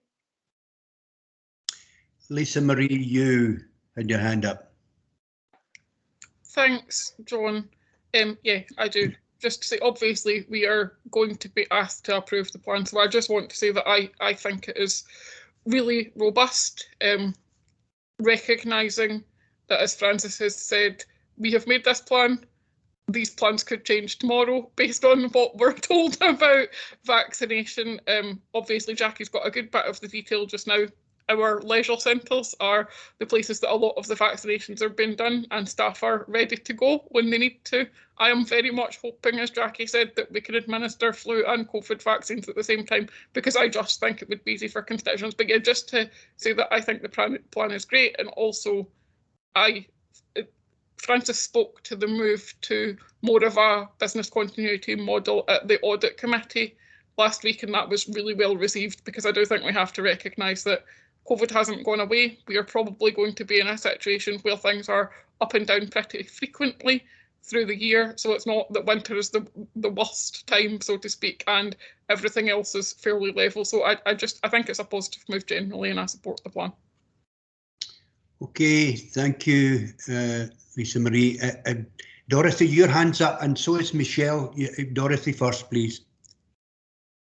Thank you, Chair. So I think it's good to have the plan, and as you say, we've all said it's a movable feast. We don't know what's coming around the corner, but we do know that we've got COP26, so that can and will impact on staff, and how particularly it's not so much for Renfrewshire, but it's probably the staff travelling across and trying to get to work. So we need to, I think that needs to be recognised within the plan as well, that we prepare for COP26. It's not going away either. So on top of everything else, the pandemic, vaccinations, flu and COVID, we have the joy of COP26. Michelle? Thank you, Chair. It was just to recognise, I think that the reflections from the learning from last year has been well incorporated into the winter maintenance plan. I think that it's welcomed to see that confidence is now there. Obviously, with all best laid plans, as I always say, the NHS is a mighty machine, and people slip through nets. We're only human, we are people helping people. So even with systematic approaches, there may be one or two people who may fall through the net. If elected members are contacted, will there be the same ability as there was last year? Like, I had a couple that obviously, because of the issues that happened last year, I made contact with the HSCP, and those were followed up effectively. So I would imagine that there'll be that allowance again, that if elected members are required to reach out to the HSCP, that those would be followed up. I'm sure that would maybe offer some level of assurance to some of the points that Councillor McLaren has made this morning. Thank you. Okay, thank you, Michelle. Lisa Marie, your hand's still up, is it? Oh, it's a legacy hand, Chair. I'll just take it. Okay, thank you. Are there any other questions or comments? Don't see any more. Jackie, we're asked to note. Are we asked to approve? Yeah, we're asked to approve the winter plan, the draft winter plan, recognising it will continue to evolve. Okay, and there's other notes there about it being aligned and so on, but we're asked to approve the winter plan. Are we approving the winter plan, board? Okay, lots of nods. Okay, thank you. Francis, you got through that one okay. We now come to item 10, and it's still you, Francis, and it's the rapid rehousing transition plan and the homeless update. I asked some questions on that in a separate meeting. You were kind enough to send me a lovely short statement of the work that went into and the success of the result of how well Renfrewshire had done in this very difficult area of homelessness, particularly during the pandemic. And did I get that note from Tom Irvin? Yeah, and I'm delighted to say Tom's on the call. As you'll appreciate, I'm not an expert in this area, so Tom is kindly given up some time this morning to join the meeting in case members have any specific questions about the work. So I can give a quick overview of the paper, but Tom is available if anyone wishes to ask any questions, and he was the author of that excellent summary you received. I can take no credit for that. Well, stop being so modest. All of you shouldn't be modest in the work that Renfrewshire's doing in these very difficult times. Francis, do you want to present your report now, and then we'll bring Tom in? Yeah, so really what we've shared is a recent report that Renfrewshire Council produced to update on the progress of the 5-year Rapid Rehousing Transition Plan and homelessness. And in particular, the report focuses on a key component of that plan, which is the Council's Housing First approach. And you'll note in the report it talks about the maturity of that model with partners, and also the success it's had in trying to minimise the amount of time people spend in temporary accommodation, and importantly getting them into more permanent accommodation, but crucially with the vital wraparound support that is required. And what I would ask members to note is that going forward, we're really keen to work with housing services to build on that work and recognise that there is a lot more to do given the impact of COVID on these services. And we're looking to establish a steering group between the HSCP and housing services, which will focus on building on the work that's happened in the last 2 years, but also to strengthen the pathways and with a particular focus on our addictions and mental health services. So that was really all I wanted to highlight. But as I said, Tom Irvin, who's the Council's Homelessness and Housing Support Manager, who leads on this work, is here today to answer any other questions anyone may have. Thanks. Thank you, Francis. We'll stay with you, but if I ask Tom to say something so that he appears on my screen. Say hello, Tom. Yes, hello there. Good morning. Thanks, John, and thank you, Francis. Yeah, I would just briefly echo what Francis has said there. There's definitely, I think, clear evidence that progress has been made with the implementation of this plan for Renfrewshire. But as you would expect, because we're only halfway through a 5-year plan, we still collectively have got some way to go. But I think we can honestly believe that we're in a good position. There's as Francis mentioned, we're quite excited about the steering group that's been established that will help to smooth the way for those with the more complex needs and are needing access to addiction and mental health services. And we think that's going to be a really positive step to take us through the second half of the 5-year plan. But also we've got other things in place that it's not just those who are homeless who have got the most complex needs. There are also others who do need that helping hand, and we've got other initiatives. One of them is the shared living initiative that we run in partnership with Simon Community, and that allows those particularly young homeless people who don't get the chance that perhaps others get to flat share. That allows them to actually select other homeless people and to actually share a tenancy together. And we're quite excited about that. And again, during the second half of the 5-year plan, I'm really hopeful that we can perhaps ramp that up a bit and we can see some real improvements there. Again, that was just my quick kind of overview. I think there's definitely signs of progress. We're definitely getting there, but collectively, there's a lot more we can do over the next 2.5 years to really make a difference. But I hope that was was helpful as a scene setter. Yes, thanks, Tom. I did find your précis that Francis was kind enough. I just asked a question before I knew where I was.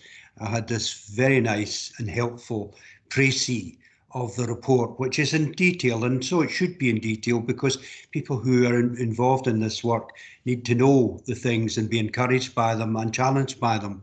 I might say that I chaired the Simon community for 6 years. I just stood down when I joined the board, so I know just a wee bit about homelessness and the causes and all the extraneous things that reach out from it. And as a parish minister for 20 years in Rockhill, I know a bit about it too.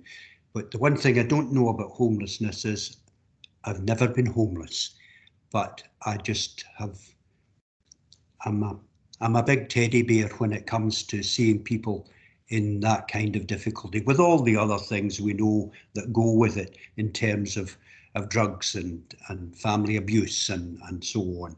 So wonderful work, and we thank you, and we hope that you carry back to your team the sense in which we approve of what you've done and admire it, and encourage you to continue to do, as you say, you're not finished yet, you're going to continue to do this ongoing.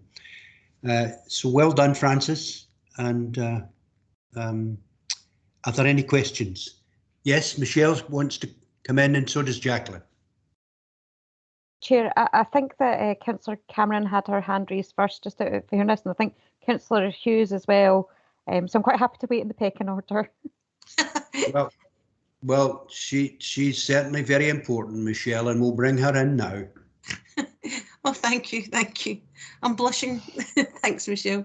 Yeah, well, Tom actually picked up on one of the points I was going to make. I thought the shared living initiative is a great idea. You know, obviously I'm the connectedness champion, so it's a great way to, you know, combat social isolation and loneliness for people, because especially people who maybe have issues with substance misuse, if they're feeling lonely and they're stuck in the house on their own, then it can just exacerbate that cycle. So that's great to see. Also, it was good to see the end of use of B&Bs. Obviously, we want people to live in a homely environment, and I understand during the pandemic it was necessary, but it was good to see that that's come to an end. I think something that was really clear to me through this report is how interconnected housing and health and social care are, as both of you highlighted. And I suppose I know that that's been one of the concerns about the National Care Service Review. If we centralise everything, you know, would those links with housing and homelessness teams remain? So I know that's something that we can cover in our development session, but it certainly was clear to me as I was going through this how interlinked that they are. It's not in the paper, Tom, but I know that from the council you're involved in the Afghan resettlement programme, so I just wanted to say thanks to the council for that work and how positive that is, and how welcome the people are who are settling in Renfrewshire. Last thing to point out, it's nothing to do with homelessness, but it's just a wee shout out for the council as well, that the council won Affordable Housing Development of the Year for the Johnson Castle Regeneration Project. So I just thought I'd get that in there while we were on the topic. Well, I don't know whether we allow bumming or chat in the board, but you've said it now anyway. Tom, did you want to say anything about the resettlement? Just a word? Yeah, maybe just even for information, it's, as you can imagine, because of the very nature of it, we don't make a big fanfare about what's going on. But 4 families have arrived from Afghanistan. They're staying in furnished accommodation in central Paisley. We've got a small team that we established when the Syrian refugee resettlement was taking place. So they remained in place and they're supporting the 4 families. We're currently waiting on the UK government giving us they've said that we've reached out and said we've got accommodation available for another 2 families that we can take now. So we're just waiting for the bureaucracy to go through its motions. And to be honest with you, we can take a further 8 families over and above that. So I think that the headline there is Renfrewshire is certainly doing its fair share. And to be honest with you, we're sitting ready with a couple of flats today, and we're just waiting for the Home Office to sort of rubber stamp the movement of another 2 families, and then in another 2 weeks we're hoping that another 2 families come.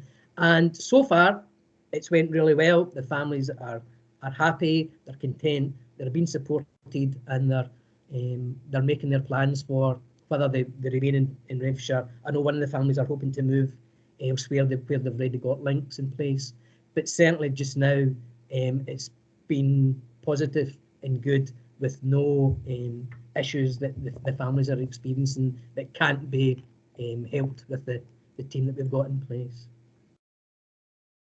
Thanks, Tom. That's really encouraging to hear, and I'm sure the citizens of Renfrewshire will be delighted to know that they're playing their part.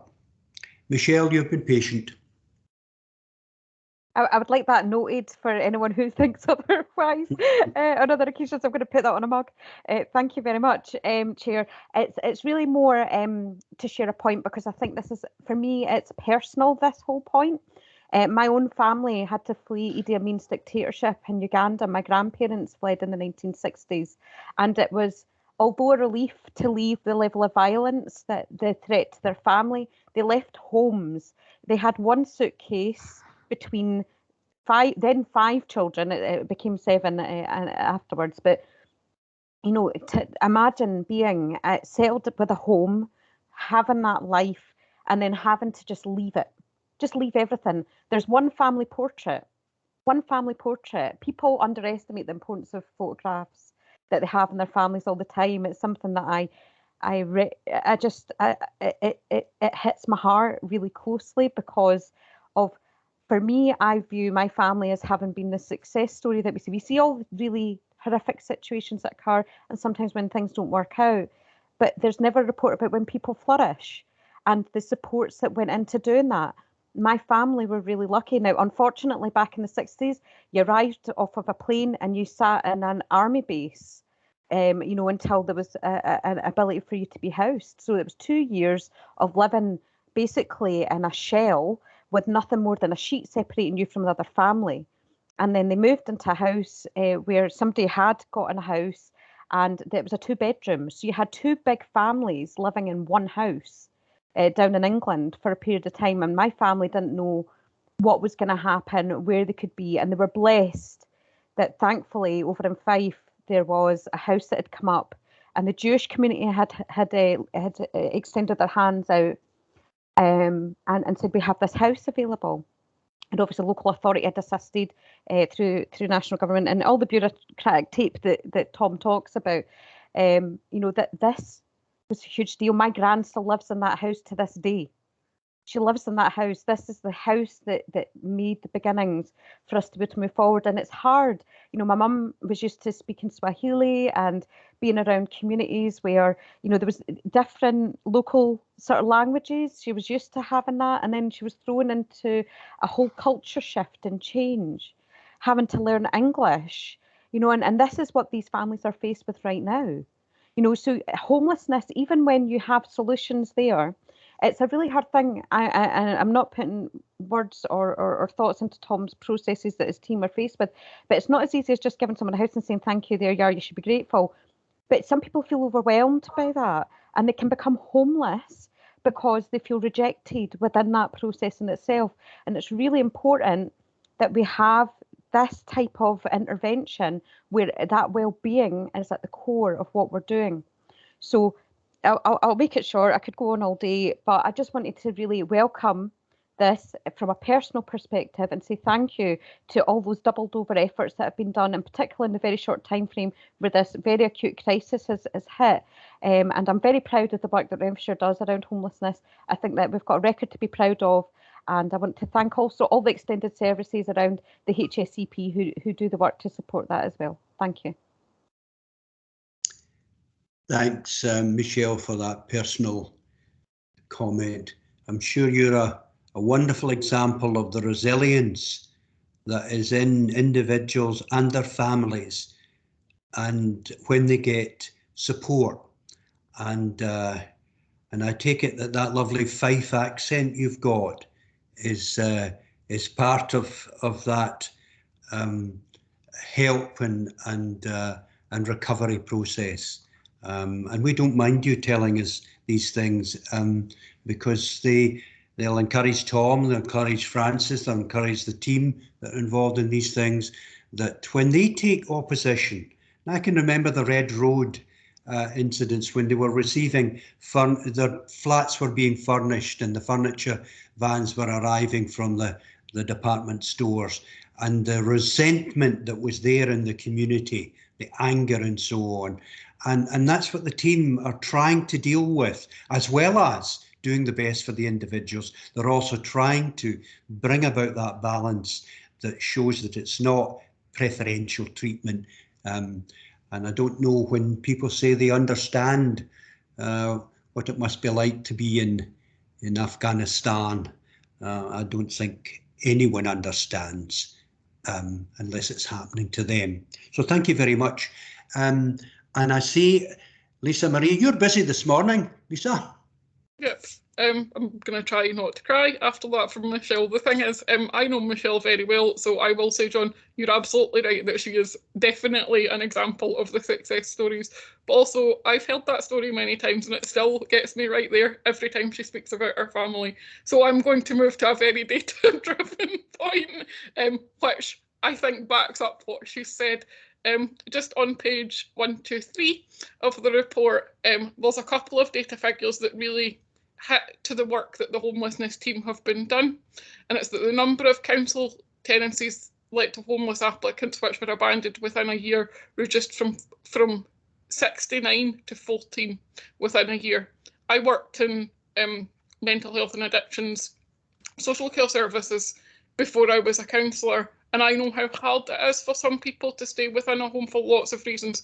So that shows real success on our team's part, and also that because we're the people delivering the service, seeing that the satisfaction rate is 94.7% for our temporary accommodation makes me feel like we're doing the right thing for people. Now, I know Tom will only be happy when those numbers are 0 and 100%, but I think we really have to record that that's a significant drop in people abandoning houses, and we're pretty close to doing as best we can in terms of people being satisfied with where they're living while they're in temporary accommodation, and people feeling safe and well and welcome is very, very important. So I just wanted to note both of those points.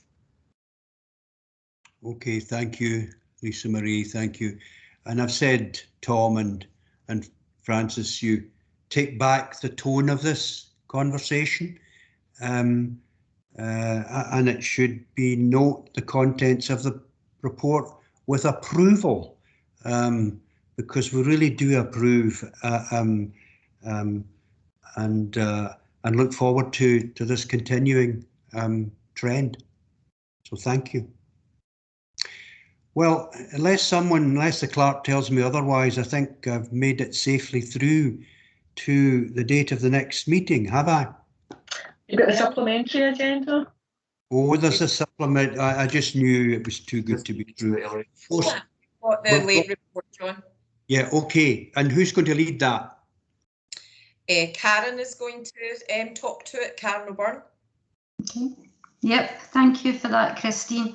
And John, I think as you noted at the beginning, the plan has come on at very short notice, so I appreciate the opportunity really just to put it on the agenda. Unfortunately, as folks will be aware, the report remains in draft form, so all I can really ask of members today really is to note the content of the report.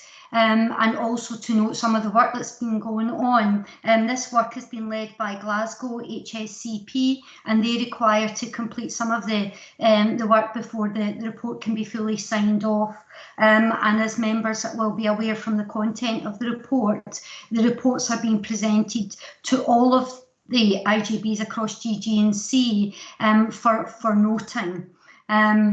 Within the report itself, I'll be happy to pick up any points, but as I said, for the time being, all I'm asking the IJB really is to note that the plan remains in draft form, and we will continue to do work around it, and a further update on the draft design and delivery plan, including the financial framework, will be brought forward to the IJB by the end of 21-22. But I'm happy to pick up any points that anyone wants to raise, but just with a caveat that really it's just for noting and that the report remains in draft form.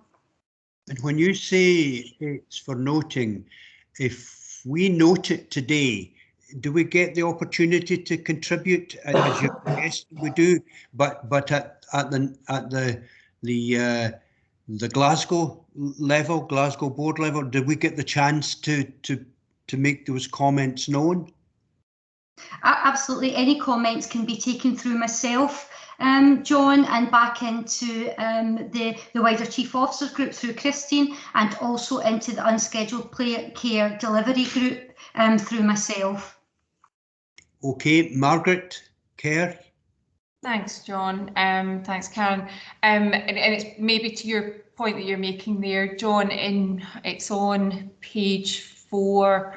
It says, note that the plan will be reported to all 6 IJBs and the Health Board, but it refers to the Health Board Finance, Audit and Performance Committee. Now, that's not a committee that exists, and it's maybe just worth noting that I think that should be a Finance, Planning and Performance Committee, which John, you and I are members of. It seems to have combined 2 committee names there, but I think it should be FP&P. Just maybe just to note that point. I also have another question, and I don't know if it's because this is just at this draft stage, but within the financial framework, I noticed that there's some things that don't have any costings against, and there's quite a lot that don't have any costings against. And I don't know, is that because it's just not set out yet, or it's funded through other areas? For the ones that have got no costing against them, Margaret, they're being funded through the resources that are already in place. So there's costing, although there is costings, they are being delivered through the resources already in place, and some of those work streams are already happening. Okay, that just wasn't clear to me. It wasn't clear whether there was funding needed or if it wasn't happening because there was no funding. Okay. Are there any other questions, given Karen's caveat about that we're not discussing, it's not been presented to us, the report, but we're getting sight of it in draft form with the opportunity to contribute at a later stage? Are there any other comments? Sorry, John, can I come back in with an additional question? Margaret, you just have. That wasn't my question. And it's really for our governance purposes, just to clarify, because it does refer to coming back annually to the board or IJB. And I suppose I'm just looking for some sort of understanding, given the strategic importance of this, that we firm up over the next wee while, just how we're going to bring that back to the IJB. Not looking for an answer right now, but I suspect the answer of, once a year might not be the right thing, given how important it is, but conscious it's in draft, so I just wanted to make that point. Absolutely, and that will continue to be discussed through the Chief Officers group and also through the unscheduled care delivery group, about making sure that the information is brought timely to IJB members in order for them to be cited and to contribute to the decision making around it. Good, okay. Any other questions or comment? So does that mean that I can now ask for the date of the next meeting, or say the date of the next meeting is the 19th of November 2021 at 10 AM? Prompt. Are there any other competent business? John, I wondered if yourself and Ken and Elaine could stay back just to a wee technicality about the recording. Christine, you're welcome to us if you want as well, but it's just a technicality that was wanting to raise. Okay. Well, can I say cheerio and thank you for attending to everyone, and we will stay on the line. Okay, thank you. Bye. Thanks, everyone. Thank you.